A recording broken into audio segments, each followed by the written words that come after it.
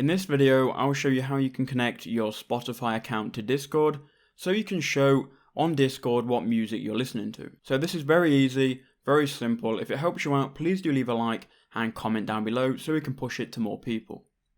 So what you need to do is go onto Discord, and then you need to head over to user settings, which is in the bottom left hand corner. It's the settings cog here.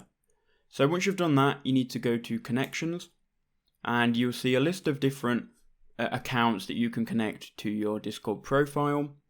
All we need to do is look for the Spotify logo and then click on Spotify. That's going to open up a web browser, and it's going to connect your Discord account with your Spotify account. Now you can see it's connected your Spotify account to Discord. Now we can go back, and if we go back to Discord here, you can see our Spotify account is here. This is my Spotify account, Bradley Harrison, and it's now going to display my Spotify as my status. And if I want Spotify to be shown on my Discord profile, I can enable this. So now I'm in a Discord server. Here is me here. And if I just go and play a song on Spotify real quick, it's going to tell everyone in the server that I'm listening to Spotify. And if you click on my name, you'll be able to see what song I'm listening to.